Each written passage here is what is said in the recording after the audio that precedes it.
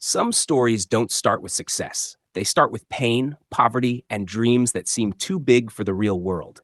Howard Schultz's life is one of those stories. Born into a poor family in Brooklyn, New York, Howard had no idea that one day he would build one of the biggest coffee brands in the world, Starbucks.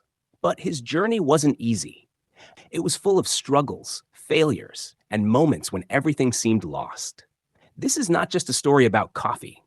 It's a story about belief, about rising above your circumstances, and about never giving up, no matter where you come from.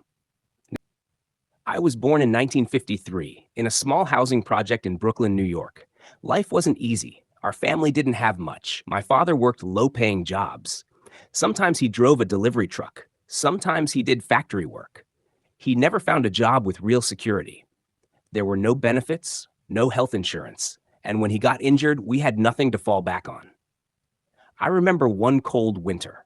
My father had fallen on the ice while delivering cloth diapers. He hurt his hip badly and couldn't go back to work. We had no money, no food, and no one came to help. I watched my father sit on the couch, hopeless and broken. That day, I saw something I never forgot: how poor people are often invisible in this world.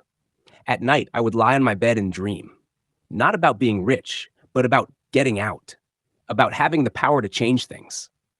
I didn't want to live like this forever. I didn't want my family to feel small or ashamed. But dreams were just dreams. My family couldn't afford college. We had no connections, no special chances. Still, I worked hard. I played football and earned a scholarship to Northern Michigan University. That scholarship changed my life. When I got to college, I felt like I didn't belong. Everyone around me seemed richer, smarter, more confident.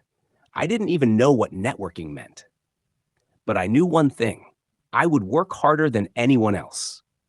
I worked as a bartender, sold blood, and cleaned floors, anything to survive. After college, I took a job selling home products. Then I worked for Xerox. I was good at sales. I listened. I cared. I tried to understand people. One day, I joined a small coffee company in Seattle. It was called Starbucks. They only sold coffee beans at the time. No drinks, no cafes.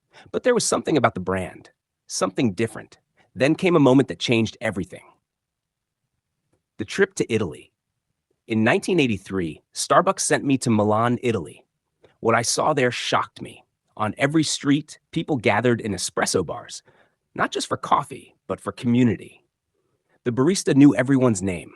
The shop was a place of connection, conversation, and joy. I thought, why can't we have this in America? Why can't a coffee shop be a place where people feel special, feel seen? When I returned to Seattle, I shared my vision. I wanted to turn Starbucks into something new, not just a store that sold beans, but a place where people could sit, talk, and feel at home. I wanted to build a third place, not home, not work, but somewhere in between. But the Starbucks owners said no. They didn't believe in my idea. They didn't want to change. So I made a tough decision. I left Starbucks. In 1985, I opened my own coffee shop. I called it Il Giornale, inspired by the Italian newspaper. It was a tiny place, but full of energy. I borrowed money from family, friends, even strangers.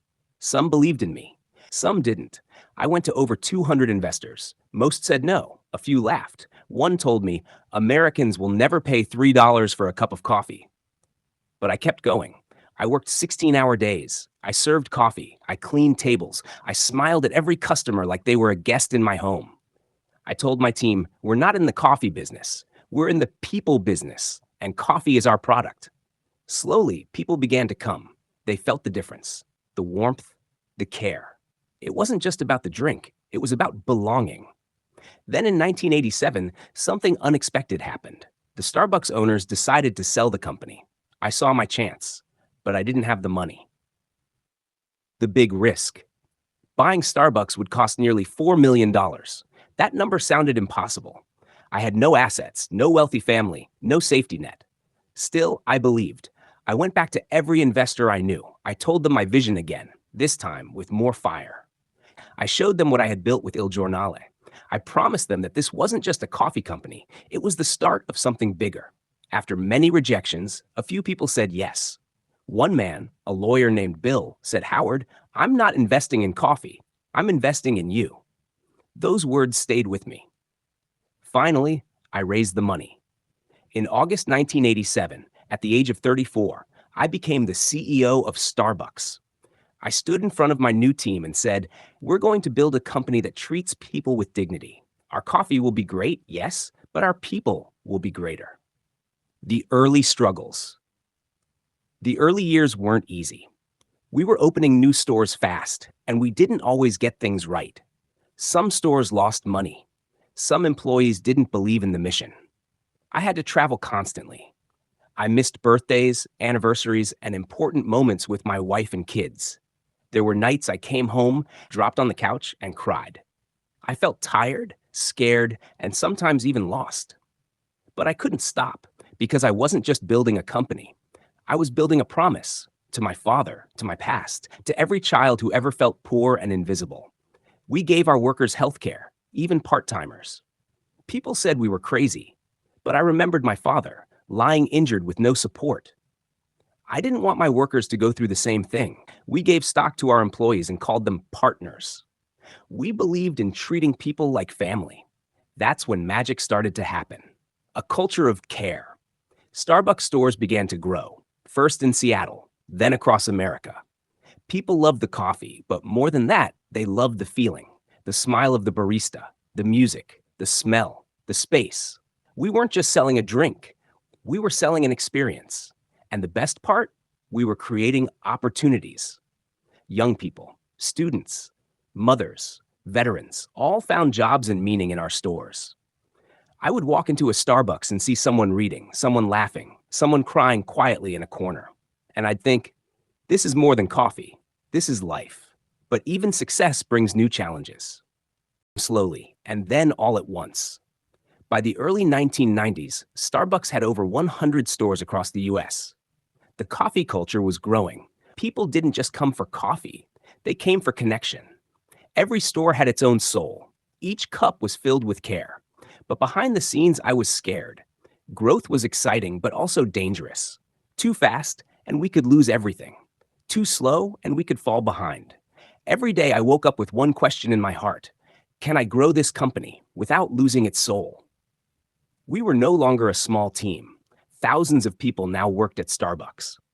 Every one of them had hopes, fears, and dreams. They weren't just workers, they were partners. And I felt responsible for every one of them.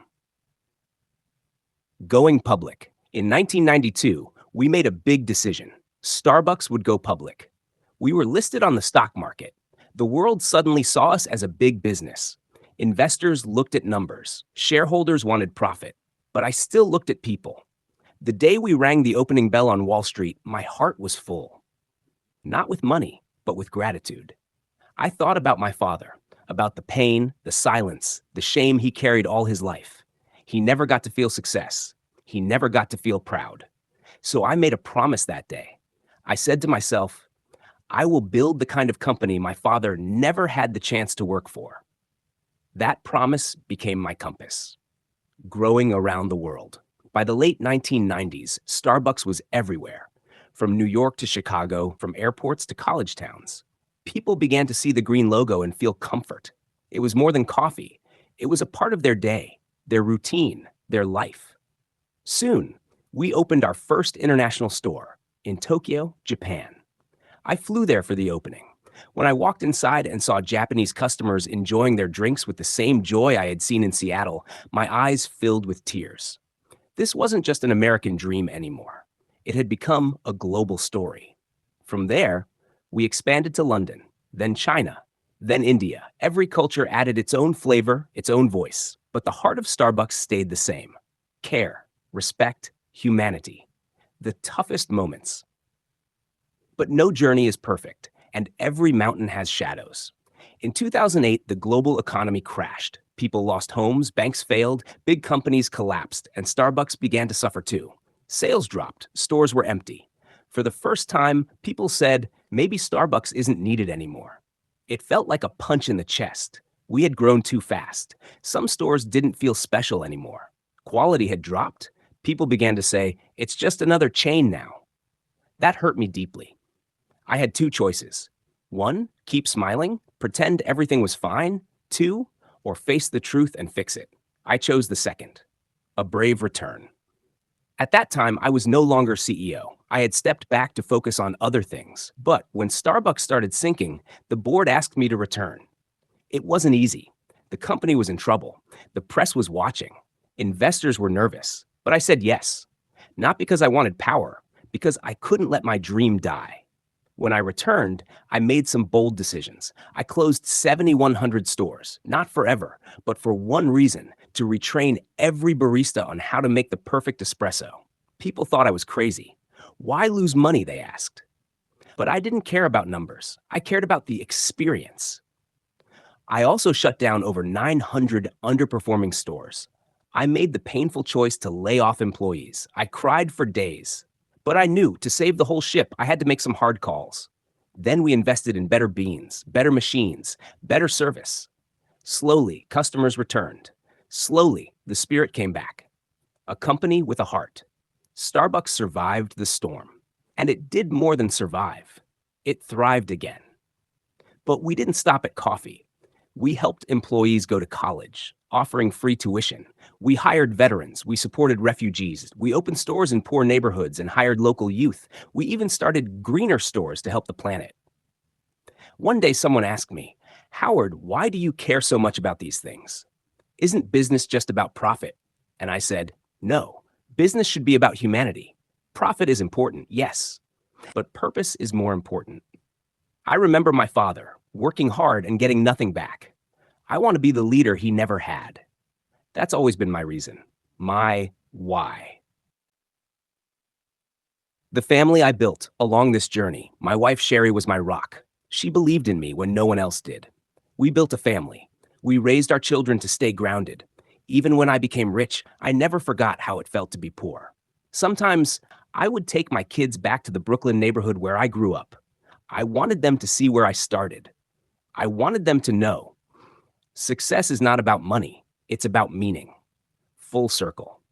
Many years later, I stood in a Starbucks store. It was full of laughter, music, and smiles.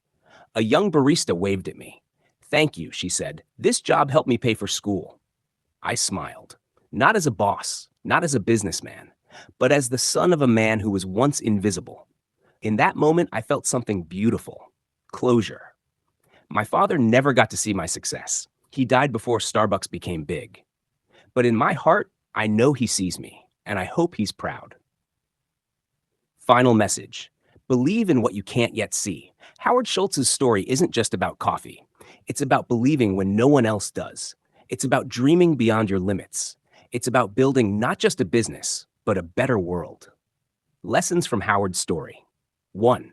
Your past does not define your future. Poor beginnings don't mean a poor life. 2. Dreams require action. Schultz didn't just dream, he took risks and worked hard. 3. Purpose over profit. Success is sweeter when it helps others. 4. Never forget where you came from. Schultz stayed grounded, no matter how high he rose. 5. Hard moments build strong people.